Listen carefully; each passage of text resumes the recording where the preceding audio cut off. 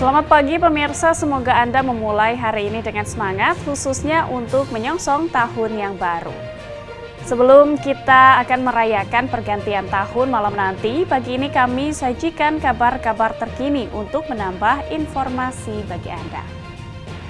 Pemirsa, untuk menjaga keamanan wilayah laut Indonesia menjadi kewajiban yang harus dilakukan tanpa mengenal waktu.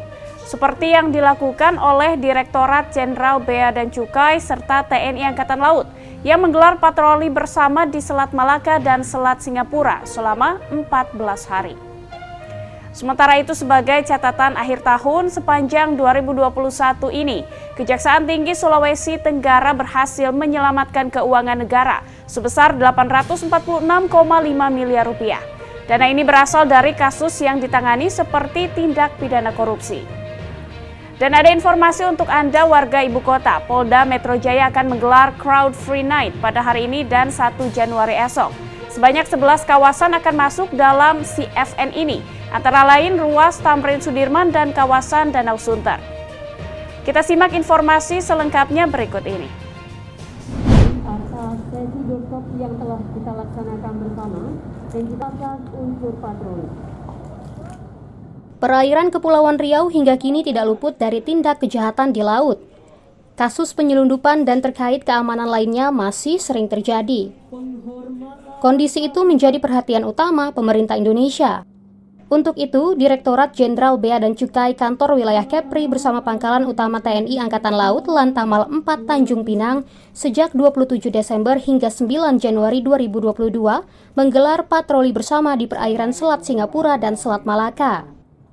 Kepala Kantor Wilayah Direktorat Jenderal Bea dan Cukai Kepulauan Riau, Ahmad Raufik, saat memimpin apel gabungan di Kota Batam Kamis 30 Desember memastikan patroli bersama dengan TNI ini merupakan wujud nyata sinergitas aparat penegak hukum di wilayah perbatasan. Sehingga ragam kegiatan ilegal yang kerap terjadi dapat ditekan serta memberi rasa aman bagi pengguna jalur laut. Ini bukti kolaborasi bahwasanya antara aparat penegak hukum tidak ada sekat-sekat lagi. Kita bersama-sama bagaimana menangani kegiatan yang ada di Selat Singapura dan Selat Malaka ini supaya kegiatan kita untuk pengamanan dan kegiatan lain bisa dijalankan dengan baik. Raufik menambahkan patroli bersama yang dilaksanakan selama 14 hari yang akan menyisir Selat Malaka dan Selat Singapura ini sedikitnya mengerahkan 200 personel serta 8 armada milik Lantamal 4 Tanjung Pinang dan Kanwil DJBC Kepulauan Riau. Dari Batam, Kepulauan Riau, Pradana Putra Tampi, Kantor Berita Antara mewartakan.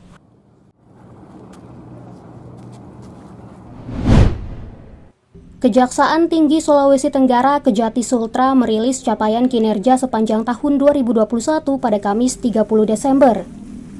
Dari kegiatan tersebut, Kejati Sultra mencatat telah berhasil menyelamatkan keuangan negara sebesar 846,5 miliar rupiah dari sejumlah kasus yang ditangani. Baik kasus tindak pidana korupsi maupun dari pendampingan proyek strategis nasional di bidang intelijen serta bidang perdata dan tata usaha negara. Khusus untuk tindak pidana korupsi, Kejati Sultra menyelamatkan keuangan negara sebesar 38,5 miliar rupiah. Sedangkan dari bidang intelijen, dalam pendampingan proyek strategis nasional maupun daerah, berhasil menyelamatkan keuangan negara sebesar 641,3 miliar rupiah. Ditambah adanya 2 perusahaan tambang yang secara sadar mengembalikan kewajibannya kepada negara sebesar 3 miliar rupiah lebih. 46 miliar 525 juta 348.279 rupiah dari beberapa item-item tadi ya, dari jumlah total anggaran yang kita hitung tadi, dari PNBP, dari pengembangan proyek strategis nasional, dari penyelamatan keuangan negara bidang intel, penyelamatan uang bidang Itsus, dan penyelamatan keuangan negara di bidang datur. Untuk bidang perdata dan tata usaha negara, Kejati Sultra telah menyelamatkan uang negara 140,2 miliar rupiah berupa penyelamatan tanah milik Pemprov Sultra dan PT PLN. Dari Kendari, Sulawesi Tenggara, Saharudin, Kantor Berita Antara, mewartakan.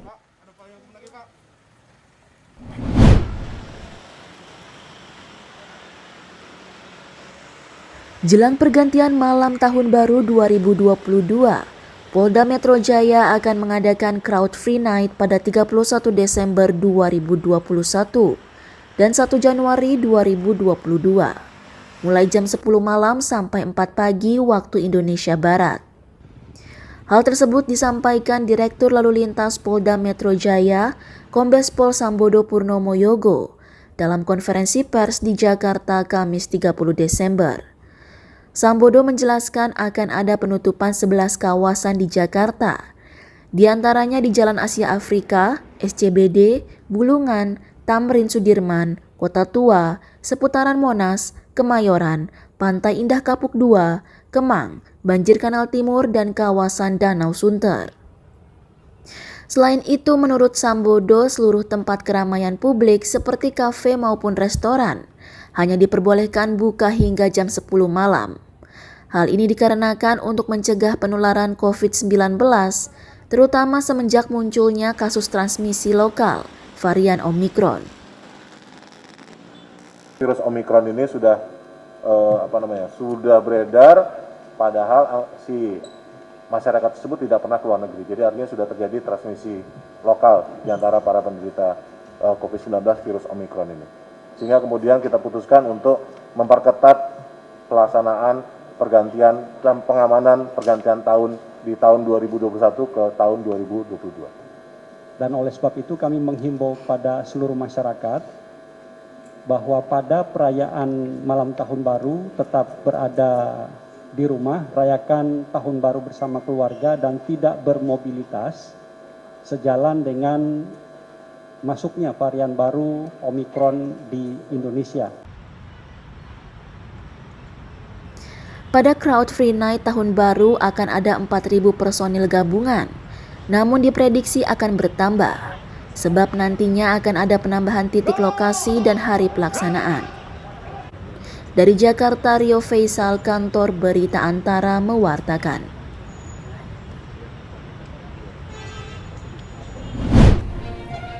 Ya pemirsa, dengan adanya Crowd Free Night tentu saja diharapkan tidak ada kerumunan pada perayaan Tahun Baru di tengah ancaman virus Omikron yang terjadi saat ini. Kilas Nusantara hadir lagi nanti menemani waktu rehat siang Anda pukul 13.00. Jangan sampai terlewatkan. Terima kasih dan sampai jumpa.